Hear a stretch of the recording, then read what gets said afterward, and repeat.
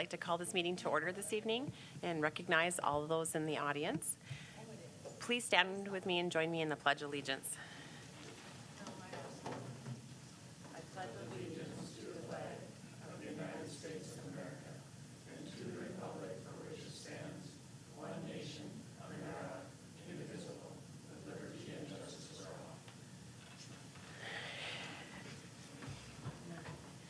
All right. Jason, would you like to read the school board norms for us?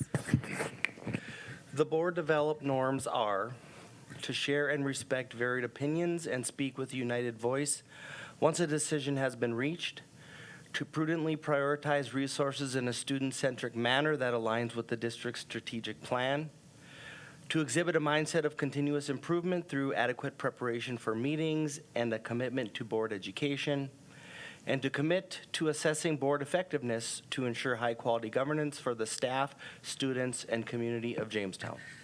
Thank you, Jason.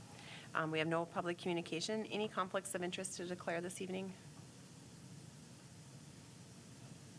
Aaron? Yeah, just if we go into executive session for the JEA negotiations, I'll declare conflict with my wife being a teacher. Okay, thanks. Any other conflicts of interest to declare this evening? Jason? Same, married to a teacher in the district. Gail? Parent of a teacher. Thank you. Okay. Moving on to consent agenda. Is there a motion to approve the consent agenda? Motion by Greg. Second? Second by Aaron. All those in favor, say aye. Aye. Opposed, same sign. Motion passed. Moving on to our regular agenda for this evening, we're going to start with recognition of our spring sports. Diane, would you read those off? And then as she reads them, reads your name, come on up over into this side, and we have a little item for you. And you can just go ahead and start, Diane. Okay. Do you want them all to come up together then? Just, yeah, we can do probably each section and take a picture up here, Okay, and then we'll each move on to the section. next. Okay, for the spring sports recognition, the first we have is girls tennis, recognizing Phoebe Olson for all WDA and all state.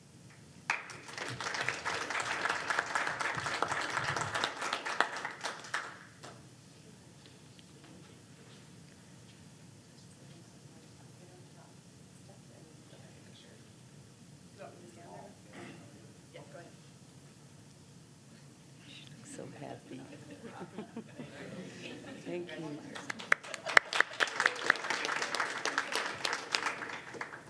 In baseball, recognizing Jacoby Nold for all WDA. Okay. In softball, we recognize Jenna Fisher, all WDA and all state. Katie Falk, all WDA, and Ella Roldson, all WDA.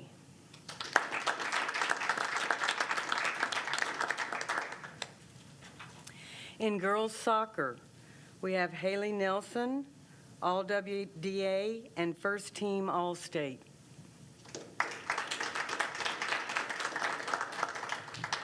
Brianna Edel, all WDA, and the state tournament team. Sarah Sletto, all WDA.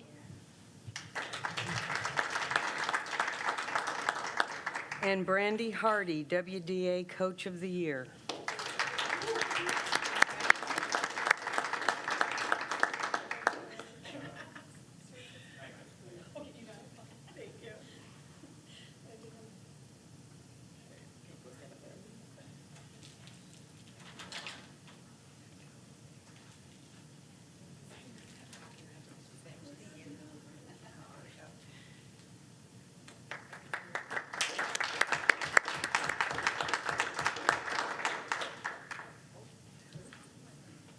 In track and field, we have Ben Onto, WDA champ in the 3,200 meter.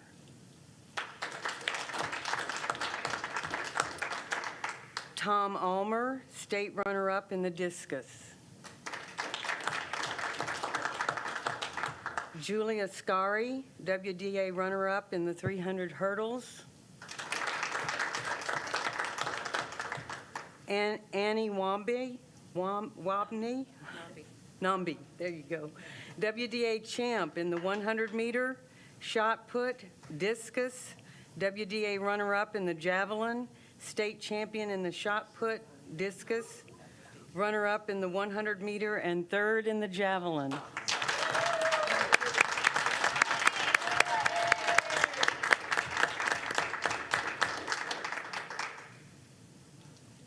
And Megan Ford, WDA champ in the 1,600 meter and the 3,200 meter, state champ in the 1,600 meter, the 3,200 meter, and runner-up in the 800 meter.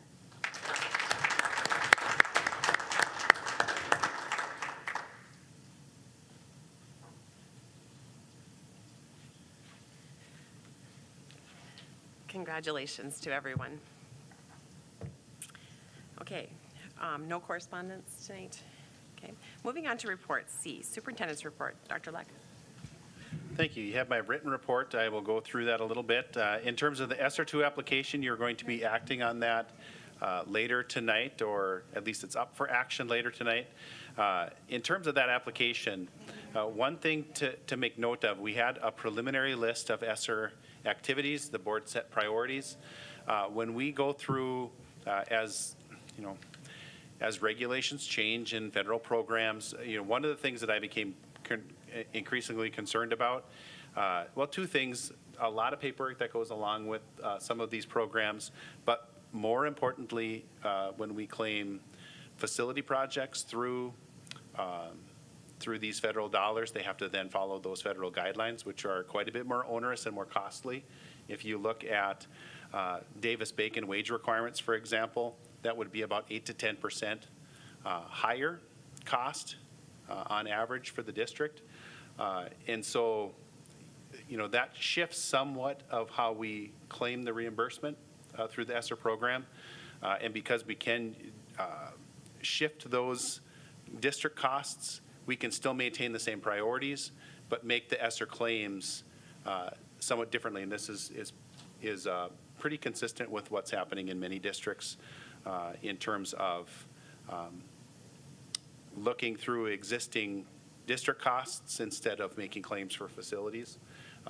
Beyond the Davis-Bacon wage requirements, there's the CFR requirements that make that, again, a little bit challenging. But we can, if you looked at the ESSER application, essentially you can do the same priorities that you've already made. We'll just claim it differently, and you can see that in the ESSER 2 application. So long story short, the priorities are the priorities that were reviewed earlier this spring are still the priorities, regardless of what that ESSER 2 application looks like. I'm going to just pause to see if there's questions about that. Okay. And if that comes up in the ESSER 2 application, I'm happy to answer those too.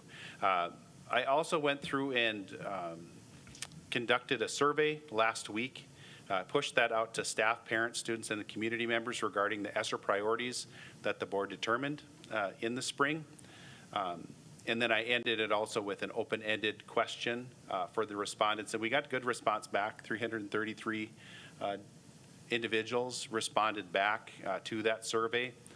If you want to break that down, it's 253 parents, 77 staff, 18 community members, and 7 students. We asked them on a sliding scale from 0 to 100 to list the priorities. We listed them as continuity of services, meaning ensure services that are available to continue full-time instruction. And not surprisingly, that was our highest level of support priority, 92 out of 100 on the aggregate. On facility projects, also extremely high. Well, they were all really pretty high, but the facility projects was second, and that was 83. And how I described that was prioritized HVAC needs, because that's what the projects that the board prioritized were HVAC projects in our capital projects plan. So I defined that as prioritized HVAC needs based on the district's capital projects plan to improve air quality. And again, that was 83 out of 100. Out of those 333 people, that was the average ranking or average score, aggregate score. Mental health, continue and enhance opportunities that provide systems of support for students with needs in mental and behavioral health was next, 76. Educational technology was the next priority, and that was 73. Career and tech ed was next, 68 out of 100, and then professional development for staff was 65 out of 100. And I referenced that I did an open-ended question as well. A lot of the comments, we had about 110 comments. Most of those related somehow greater defined in narrative form. Their comments related to the rankings. So out of those 110 comments, 35 related to continuity of services, for example. 22 related to facility projects, things like we need to put a new roof somewhere, we need to improve our HVAC in this building, things like that. 6 related to mental health, 5 related to professional development, 3 related to educational technology, and then 1 related to career and tech ed. The other comments that weren't related to other categories had to deal with food service. There was 13, that was the highest number of comments in food service. Teaching and learning, anything from the curriculum we select for something to additional support needed there. Importance of spending the funds wisely, we had 5 comments that essentially made the comments similar to what the board has expressed in the past. These are one-time funds. We need to use them correctly, make long-term investment, things like that. Enhanced cleaning. I'm sorry, I missed a line. Life skills, the importance of teaching life skills. Enhanced after-school, summer school opportunities. There were 3 comments there. Enhanced cleaning, that's 2. Transportation, extracurriculars, and enhanced special education services all had 1 comment. Later on, you will approve, or you are up to approve a new hire, which is also in my report, as well as the shared project updates from UJ. We are getting very close. I always get excited when I travel up the hill to see the projects, the updates that are going on there. Wanted to pass along, Mr. Rolton wanted me to pass along the high school activities team GPA. If you look throughout the fall, the winter, and the spring, very high grade point average. They have done a fantastic job making sure that with our activities that they continue to be viewed as extensions of the classroom, not separate from. And so he wanted me to pass that along. I think that's fantastic news. If you look at the average in fall sports, that's 3.536, 3.551 in winter sports, and 3.590 in spring sports. Later on, I'm just bringing an update as well. The softball lights at Trapper Field. I was contacted by Joan Morris, who would like to come before the board next meeting. She is working to get some lights installed at Trapper Field. The cost of that is somewhere between $180,000 and $200,000, and she will be asking formally for the board to consider up to $20,000 to devote to that project. It is not unlike projects that we have done for those kinds of shared facilities. I'm thinking back more recently to Jack Brown Stadium. We've devoted, I think it was 15 for that project to update the new dugouts. And so it wouldn't be unlike that. I think there's a good opportunity there. My recommendation in visiting with Joan is to make that recommendation for a $20,000 commitment to that project. And so she's been working pretty hard to get those other fundraising. It will be completely raised outside of the 20, and she's working on that now. But she'll have more to report there. But I do think it's a valuable project that we look forward to supporting, and it's something that we need and see value from in our programs as well. So with that, I would stand for questions. Any questions? Jason? Yes, thank you. The additional documents, the personnel transfer forms, there's 3 there. Will those all be positions that are open? I guess my only thought, my real, my question is with Mrs. Meisner, is there a year left of that grant? So with the personnel transfer form, those are positions in which those people have contracts already, so they're shifting from one position to another.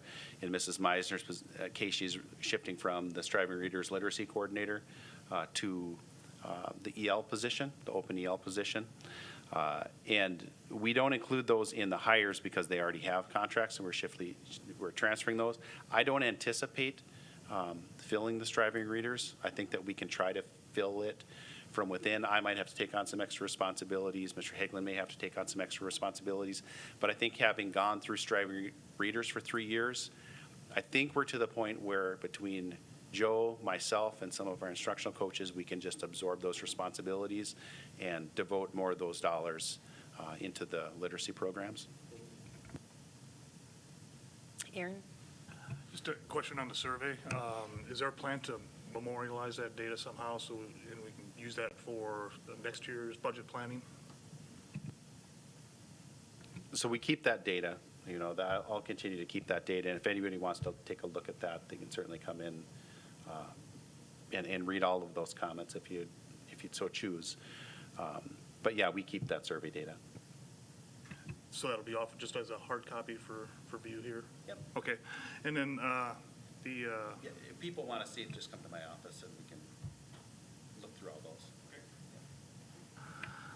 and then I guess just on the comments on the softball lights there, I guess my initial reaction to the request there I wasn't overly excited about it, just given the context of where we're at with our own capital projects planning and, having to try to fit everything in there with what we're trying to do with what's in front of us today. And also with, the negotiations that are ongoing and trying to fit everything in the box.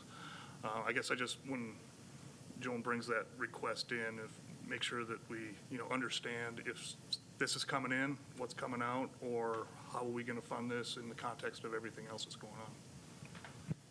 Yeah, understood. When we have requests like these, it's a recommendation to the board. The board ultimately has to decide if that's a project that can be supported or not. From my perspective, it's worthwhile to bring forward with a recommendation just because that's a field that we use. The opportunities that will come from having lights on those fields, and it's a shared cost consistent with other projects. But I totally understand the point. Bob? I think one of the things we're going to have to consider if there's lights there is there'll be less loss of school time. And I think we always have to be concerned about that. Extracurricular activities take an awful lot of time away from school, and it's obvious from the report that we got earlier about the teams that won the Team Scholar Award. But still, we always want to be cognizant of the loss of school time by our athletes and kids in activities. So that, I don't know if that's a major factor, but it's something that we'd want to think about a little bit. And maybe just another comment on that. I'd like to bring it up so people have a chance to talk and have this kind of, dialogue and contemplate maybe questions they might have. So when Joan comes, there is an ability. I just wanted to use it as an opportunity to share, at a ground level, what is being discussed. Greg? Oh, sorry. I think one point just to go along with that, because usually when they come, we come to the point of a vote and discussion. I think if you want information prior to that as to how we would look at that or how it might come out, that they should probably contact your office and talk to you and Sally so that some of that isn't necessarily discussed at that meeting while she's here, just to kind of be respectful of her coming and presenting. I think, yep, Miguel. I had a question. Mine was what Greg was going to say, is that if we could have some of that ahead of time. And then the second thing was I had a question about the counseling position and Mindy transferring. Does she have is that being filled as a school counselor? And if it's with the ESSER dollars, would she go back into special ed should that money dry up? Or how does that work with a continuing contract with it going to an ESSER position? So the continuing contract would exist outside of ESSER funds. So if there were no longer ESSER funds, or the board says we aren't going to fund this position, then it would be our responsibility to put her in a position. And follow-up, is it a school, does she have her school counseling credential? So or is she in the process of getting that? So And then I have a follow-up, you could answer at the same time. And with those positions hired, will they be looking at the counseling ratios at every building to try and make sure that we have those counseling services equitable should enrollment shuffle in the different buildings? So the answer to the first question, yes, we're working on credentials now. I think, what did you say? Oh, working on credentials now. That's something that she's been working towards. So, that's something that will be in place. In terms of the ratios, one of the reasons we wanted to add the positions up at the high school level is to return our elementary counselors back into their roles at the elementary instead of portfolios, and that'll help with the ratios as well. Yep. Answer your question? Any other questions for Dr. Leck for the superintendent report? Okay, moving on to board education. Our board education today is under the area of political competency, and it's cooperative agreements. Dr. Leck? Thank you.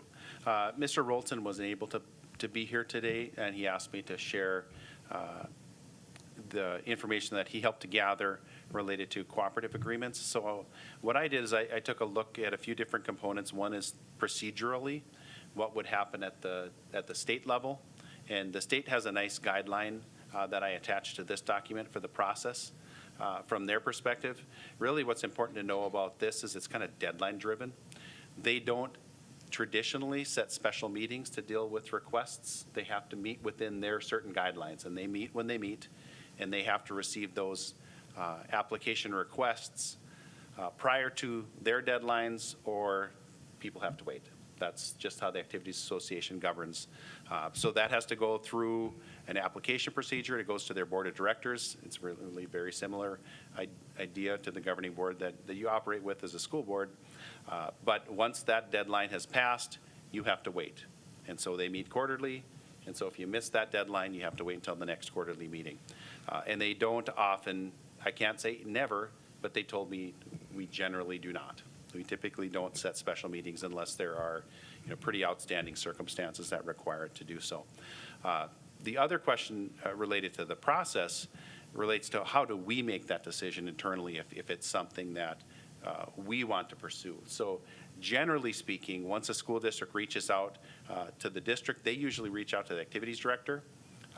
That isn't always the case, but 99 times out of 100, school districts are responding to the activities director, and they request consideration.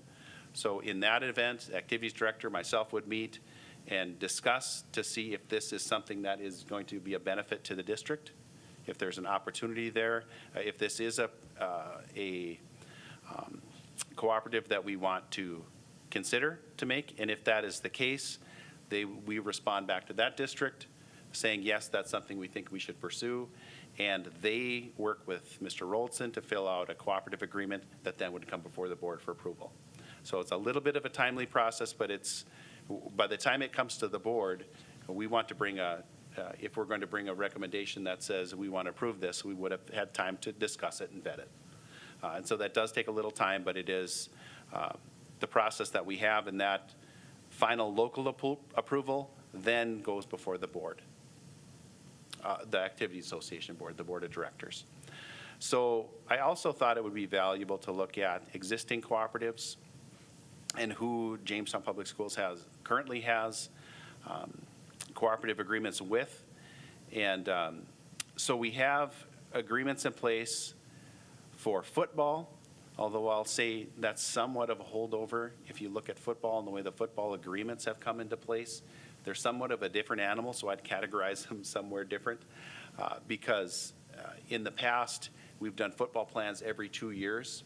And so every 2 years, you're looking at enrollment numbers for students 7 through 10, and then they're making placements within those schedules. Again, a very different animal than other activities. But we have in football from Edina, in golf, Pingree Buchanan, gymnastics, Carrington, Barnes County North, boys hockey, Medina, Maple Valley, Pingree Buchanan, Montpelier, Carrington, Griggs County, Valley City. Girls hockey, Griggs County, Valley City. Softball, Pingree Buchanan, Medina. Boys soccer, Pingree Buchanan, Carrington, Valley City. Girls soccer, Pingree Buchanan and Valley City. Boys swimming and diving, Valley City, Medina. Girls swimming and diving, Valley City, Medina, Litchfield, Marion, and then cross country in Montpelier. I think it's important to look at, when we look at what I've just run through, that seems like a lot of cooperatives. I'll draw your attention to the second page. Oftentimes, I want to talk about our different co-ops in two different conversations. One, who we're partnered with and how many students, how many participants that actually brings. The second piece, I want to talk about Valley City a little differently, because I think they are a different animal. If you look at a lot of the co-ops that we have, and I included the year that was established as well, I think there's value to looking at that. A lot of the cooperatives that we have with our rural schools often doesn't bring people in every year. Oftentimes, these are cooperatives that are put in place for one family, and then sometimes we have one person come in from that family, and then we might have a cooperative that hasn't had a participant for years, and that's not uncommon. If you look at Barnes County North, we have one co-op and we have one total participant. That was in gymnastics. In Carrington, we have 3 co-ops, but only 2 participants last year. For example, none in hockey, 1 in soccer, boys soccer, and 1 in gymnastics. We have Griggs County, 2 co-ops, and we haven't had a participant in a number of years. And so it's not unusual for us to, especially in our rural communities, to not have participants for a number of years. So that looks like a lot of co-ops, but it's not a lot of participants that are coming into the programs. But they are opportunities that likely were created for one student, one family, and they've just continued to exist. When you talk about Valley City, I think that is a different animal. If you look at the hockey agreements, those were put in place very early, 1985 and 1995 in soccer, boys and girls soccer, swimming and diving, 1992, for both girls and boys swimming and diving. These are programs that likely wouldn't have continued without a cooperative partnership. There just weren't enough students. And so those schools our 2 schools coming together allowed us to continue to offer that activity.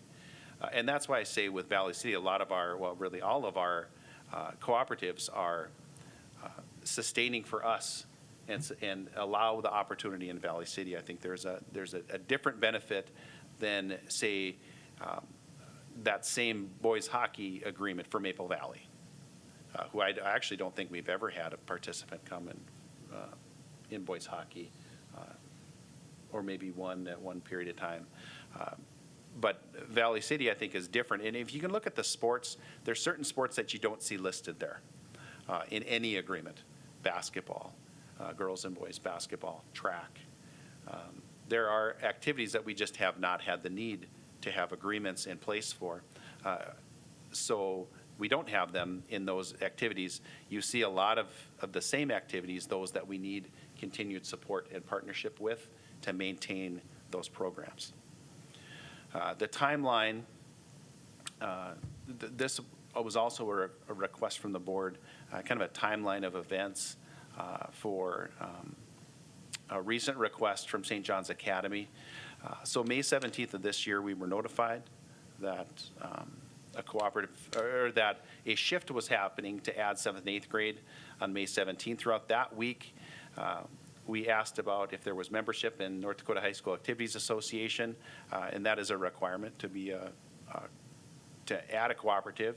Even if you just understand the process, you know that it has to go before the Activity Association Board. So individuals requesting that also have to be members of that board. We were requested then in that week, and that cooperative was requested in boys and girls golf, boys and girls tennis, boys and girls cross country, girls swimming and diving, boys and girls soccer, volleyball, football, boys and girls basketball, wrestling, gymnastics, baseball, softball, boys and girls track. So nearly everything that's offered. So if you think about the example that I just provided, that was May 17th. A meeting for a request was set, and we met on May 25th to have that greater conversation with St. John's Academy regarding that cooperative request. We didn't have a ton of time. It's the end of the year. There's a lot of detail that goes into studying a request like this. The problem being, we had a board meeting on May 17th. Deadline was June 1st to get the deadline for fall activities. So a very short time frame. We discussed the difficulty of doing that, assessing cooperatives, if that was something that the district would want to consider. We talked about the existing types of cooperative agreements that exist, things like what we just ran through with what programs we are cooperative, what programs we do have cooperating agreements and which ones we do not or haven't had the need for, and the rationale for why we may not need them. We talked about transportation. We talked about other financial topics. Finally, where we came on and what I had shared is that there were a number of activities like the ones that I've listed up here in the co-ops that we do have cooperative agreements with, that we do struggle with membership, that's an easier discussion for us to have. Those are clearly activities we have cooperatives in with other communities or with other schools. Those make sense. In others, we haven't had those same agreements in place, and we don't need those to operate those programs. And so that's one that we'd need to study a little bit more and see what that impact was for both entities, and make sure it's something that we don't do, that we study and make sure that everybody knows the variables, everybody knows what costs might be associated with these kinds of programs, and if it was something that both wanted to move forward to, if it was feasible for both entities. Those suggested opportunities did not require a special board meeting because it wouldn't meet that June 1st date, need to meet that June 1st date. So we talked about some opportunities like hockey,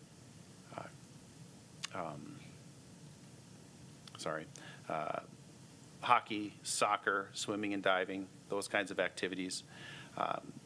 To date, we haven't had a request to more greatly consider those activities.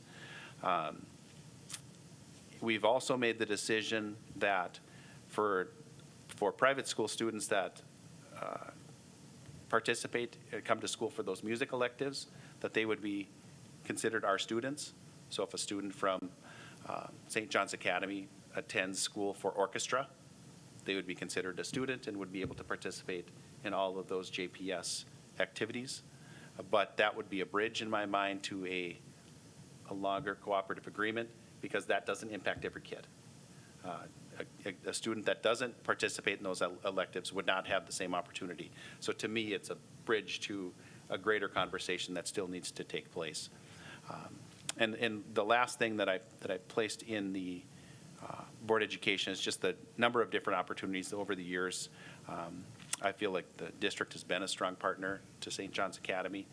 We provided transportation for rural and city bus riders at no additional cost to St. John's Academy.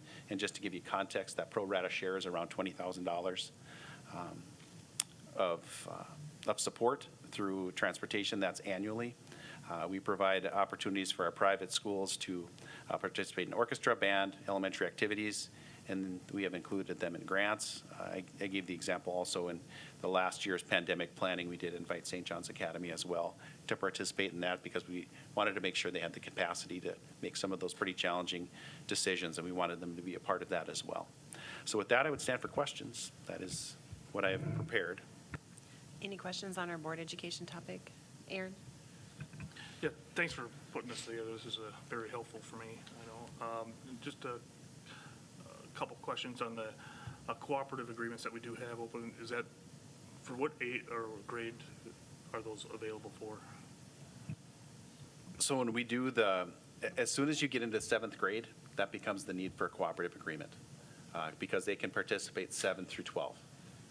So as soon as you hit that 7th grade line, then you need a cooperative agreement. We wouldn't need one for elementary activities, and we haven't had those in place. But those students are able to participate without an agreement. But you add the 7th and 8th grade, it becomes a varsity activity because they're eligible to play. There's bylaws that outline where you can and where you can't, and those are activity association guidelines. And then just one last question, with the ones that we do have open and with the other schools, is there a financial item with that as well, or is it just an activity based? So there's a cost to participate, which we assess a fee to participate. We haven't done like that in the past because we don't have anything like what's being requested. For example, Barnes County North, there's a cooperative fee that comes in, but we're talking about, what's that? Yeah, $300. It's a very small amount, but we're talking one student that might come every 5 years. Not a significant difference to the program, more of an opportunity. In Valley City, that hasn't been the case because there's mutually sharing. I mean, that's been a necessity to continue those programs. What's being requested is different because it's all activities. And so there is a slightly different request because of the volume of kids and the inclusivity of all of the programs. Any other questions? Greg? And our current situation with St. John's, can you give us an update as to, I think the thought was to wait a year, take a look at things, and go from there? Yep, so my suggestion was, and like I said, we haven't heard a request back on if, the programs that we've outlined that we could move very quickly on.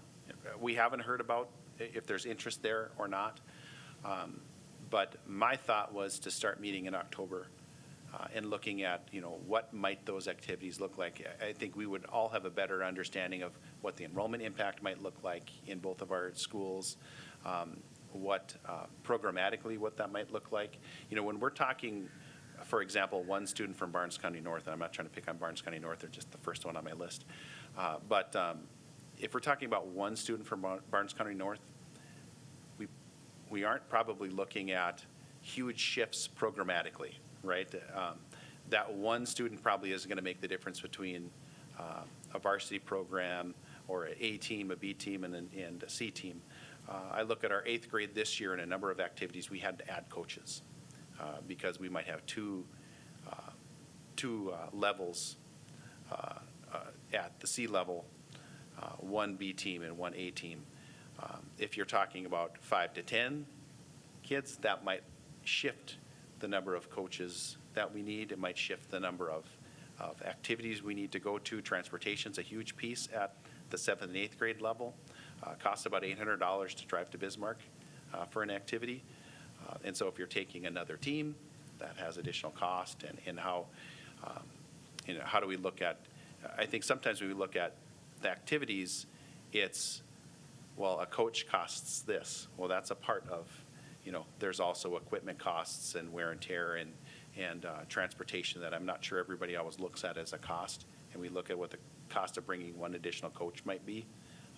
So I think there's a lot to look at, and I just want to make sure we do it right. And if people are looking to enter into cooperative, we're all looking at the same terms, and I just think we need a little bit of time to do that right. To make sure everybody's looking at the same variables the same way, and everybody goes into a discussion eyes wide open. Any other questions about our board education this evening? Oh, Jason, go ahead. Thanks. All great questions and discussion.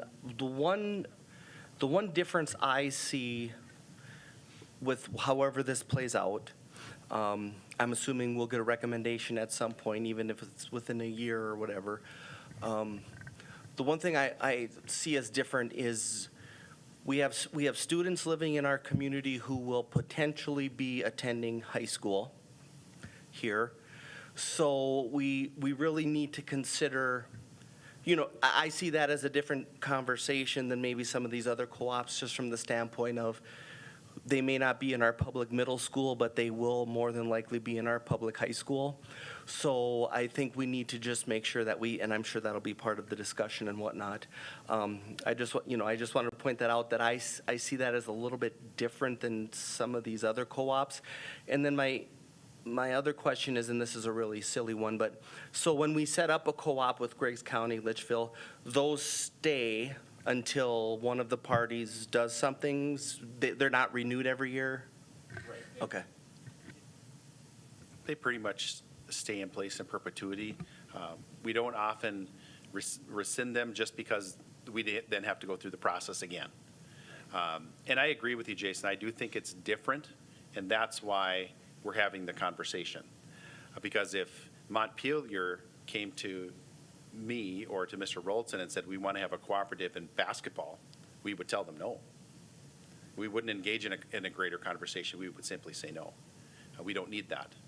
And I think in studying this issue over a year and making sure that everybody is on the same page shows that we know that it's different because they are in our community, and those are students that eventually, potentially, become Jamestown Public School kids, or we wouldn't even be having the conversation. Any other questions on our board education topic? All right, good discussion tonight. Moving on, nothing under old business. Under new business, nothing under activities. Number 2, buildings and grounds. Sally, would you like to make a comment before we move on to the approval of the transition house bid? As you're aware, the sale of the transition house was put out for bid, and the bids were due on June 9th at 2 p.m. And we received one bid. During the time frame, this woman called Jerome. We had that on the bid to tour the house and look at it, and she did, and she was quite interested in it.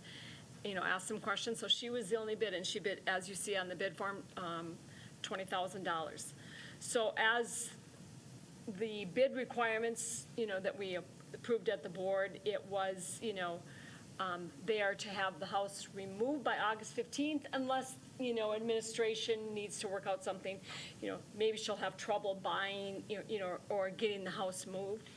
And we'll send her a formal letter upon board approval, that the board approved the bid. And then according to the bid requirements, then a $2,000 check. And then, down, and then the rest, once the house is gone, she would pay the district the rest. So, yeah, she's quite excited, so. All right. Is there a motion? Oh. So if we assessed what the cost is, that once she moves that off, and then I'm assuming there's a basement under there and filling that in, and those costs associated with that? We haven't assessed what the cost is, but we know we have talked to some local folks that could help support us in filling the basement. But yeah, there's going to be costs capping out gas lines and things like that we'll have to take care of. I don't think it would be close to what the bid amount is, but I think there's costs we have to absorb to get that off our property anyway. But yeah, we've already started to have the conversations about getting that spot filled in. And is that just planned to be green space at this point then? Yep. Okay. Yeah, eventually what we'd like to do is extend those fencing out. I'll have a bigger spot for our Lincoln students because it's right in their campus. We would just extend that fence out and go around a new green space area. Okay. Is there a motion to approve the transition house bid? Gail, is there a second? Greg? Any further discussion? Okay. All in favor, say aye. Aye. Opposed, same sign? Aye. Yep. And I'm assuming that's for approval. And so the motion passes. So moving on to curriculum, assessment, and instruction, there's nothing under that. Under finance, the first item under finance is approval to submit the ESSER 2 application. Is there a motion to approve? Bob, second? Aaron? Any discussion? Okay. All those in favor say aye. Aye. Opposed, same sign. Motion carried. And then Roger will sign that this week sometime. Under B, approval of revisions to the special education discretionary grant in the amount of $15,000. Sally, do you want to just make a comment? I think there's a couple of these. Just, I can also, it's just a revision to what was already approved earlier in this year. So you see one that's a revision this year. It's just matching what the expenditures needed to be. And then the second is approval for next year's discretionary grant. thank you. Is there for, On these, I just noticed that the application deadline was passed. Can you just talk to that? This first one is a revision, so it's just a revised version of what was already submitted. So the initial needed to meet that deadline date. This is just a revision. So there's no deadline on the Correct, applications. correct. Gotcha. Well, yes, but not anywhere near us now. so a motion to approve the revisions to the special education discretionary grant in the amount of $15,000. Is there a motion to approve? Jason? Bob, second? All right. Any discussion? All right, all those in favor say aye. Aye. Opposed, same sign. Motion approved. way or the Yep, other yep. Jason first, and Bob. Yep. Okay. Letter C, approval of the 2021-2022 school year special education discretionary grant in the amount of $15,000. Is there a motion to approve the revision for this? No, this is not a revision. Oh, sorry, application, sorry about that. Application. We already, for next year, yeah. Aaron, motion to approve. Is there a second? Second for Jason. Any discussion? All right. All those approve, say aye. Aye. Opposed, same sign. Motion passed. Moving on to D, approval of budget revisions. Is there a motion for this? Bob, second? And there's a link. Aaron, second. Any discussion? All those in favor say aye. Aye. Opposed, same sign. Motion carries. Letter E, approval of textbook purchases for 2021 to 2022. Is there a motion to approve? Greg, and second? Gail, Gail. Second was Gail. Any discussion? All those in favor say aye. Aye. Opposed, same sign. Motion approved. The general fund balance sheet there is just for your information. If you have questions, just visit with Sally about that. Under G, that we need to a motion to approve the monthly financials. Is there a motion? Motion by Jason. Is there a second? Second by Greg. Any discussion on that? All those in favor say aye. Aye. Opposed, same sign. Motion approved. Moving on to personnel. Approval of resignation of 7 additional counseling days for Dorothy White. Is there a motion to approve? Bob, second? Aaron?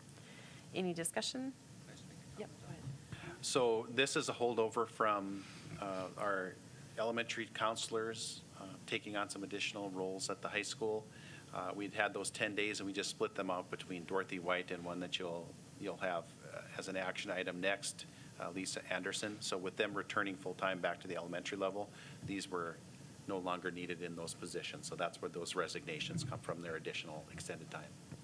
Will those Yeah. additional days then be going to the new hire? So we're having conversations about that now and see what's necessary. But if they are necessary, then we certainly will. Yep. We've got a motion and a second. Is there any other discussion? All right. All in favor of the motion, say aye. Aye. Opposed, same sign. Motion approved. Under B, approval of resignation of 3 additional counseling days for Lisa Anderson. Is there a motion to approve? Gail? Is there, Jason, second? Any discussion on that? All those in favor of the motion, say aye. Aye. Opposed, same sign. Aye. Motion carries. Letter C, approval of resignation of Lanny Klazinski, the 5th grade teacher at Roosevelt Elementary at the conclusion of the 2020 to 2021 school year. We'd like to thank her for her service. Is there a motion to approve? Bob, is there a second? Greg, any discussion? All those in favor of the motion, say aye. Aye. Opposed, same sign. Motion carries. Letter D, approval of resignation of Brandy Euland, instructional coach at Jamestown Middle School at the conclusion of the 2020-2021 school year, and we thank her for her service. Is there a motion to approve? Jason, Bob, second. Any discussion? Jason? So with this resignation, will we hire another instructional coach, or will we have enough? So I think with every resignation we have, we look and assess, it's a good, attrition is a good opportunity to see if you're right-sized. I would say at this point, those conversations are ongoing, but likely yes. All right, we've had a motion and a second. Is there any further discussion?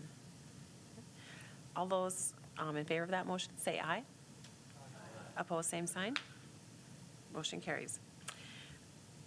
Approval, letter E, is approval of resignation of Arnie Falk, math teacher at Jamestown High School at the conclusion of the 2020-2021 school year, and we thank him for his service. Is there a motion to approve? Greg? Is there a second? Gail?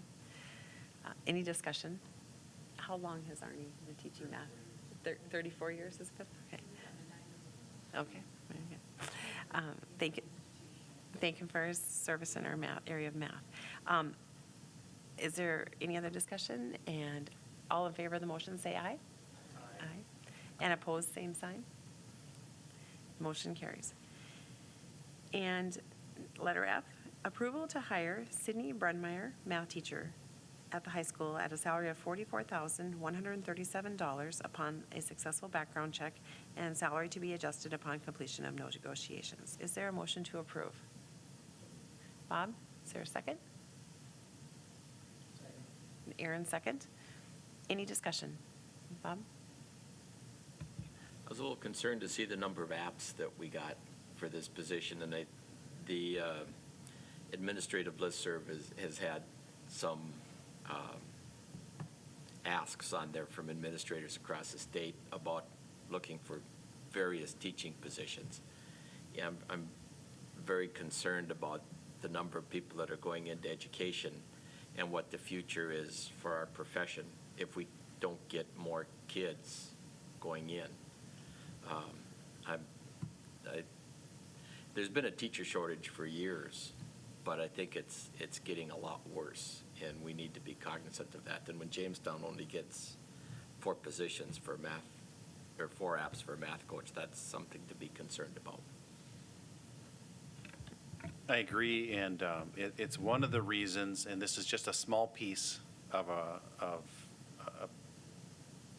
potential solution, but that's one of the reasons why we started the dual credit intro to ed class at the high school, is to make sure that you are encouraging those students that have a proclivity to education, that they have those opportunities to get dual credit there, and so potentially those are students that could become teachers moving forward.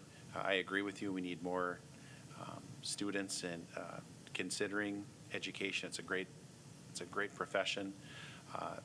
Another side of that is also that we have different and more flexible options for those that maybe started in a different career and to transition to teaching. There's different ways to be certified, whether the education, we can help them find a way to certification. Jason? And, to that note, I understand with contracts and whatnot, it's a little different than some other professions, but like these 4 applications, do we keep those on file in any way for future, to reach out if we need to?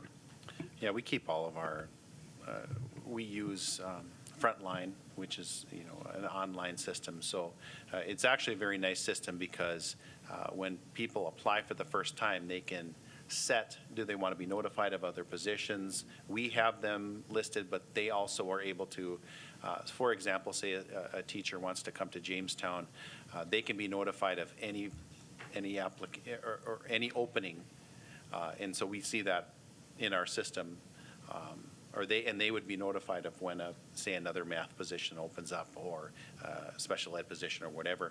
And so it's kind of a 2-pronged. We keep that, but they also get notified when other positions are made available or can be. Gail, go ahead. I would just like to add to what Bob said, and my concerns about the number of people going into education. And I know you have some good ideas, but I think it's going to take something more that we as school board members who represent our communities also have to look at being, whatever side of the aisle we're on, we have to be more proactive in pushing for establishing more funds going into education. Kids are driven, and they can tell the difference between $44,000 a year and $80,000. And you know, it breaks my heart to see not more people going into it. My children are both educators. I was a lifelong educator. My father was a lifelong educator, as were my grandparents and my great-grandma until her early death of influenza. So for me, I'm passionate about it, and we ain't cutting it as a state right now. We are not putting the funds in that we need. A 1% increase this year was abysmal, and I'll get off my high horse, but it's what I'm passionate about and love and gave my lifeblood to. And we have to see this profession do what's right, because we're putting boards like ourselves in horrible positions during negotiations, because we all want to pay our teachers well and create that culture that allows them to stay and not shift into selling insurance 5 years later because they want a new house and a new car, and to be able to save money to put their own children in school someday. Again, sorry for my preacher will quit here. But I'm passionate, so I go a little bit off the record. Good discussion. So we have a motion and a second to approve the hire of Sydney Brunmeister. All those in favor of that motion, say aye. Aye. Opposed, same sign. Motion carries. Okay. Under policy and procedures, we don't have anything, nothing under tuition or other. Items for a future agenda. Is there anything you'd like to see on a future agenda? Okay. If there's something that comes to mind. Yep. One thought is we've just come off of a really, what I would say is the most difficult year for administrators, teachers, students, parents, you name it. Do we have any way of maybe as we move forward looking to, I don't know, just celebrate what they've, it's not even celebrate, to honor what they've been through and find some way to just show our appreciation for all that happened last year and all that was involved. I mean, I think a lot of teachers I've talked to really now are just starting to process the year they had and what was involved, whatever happened.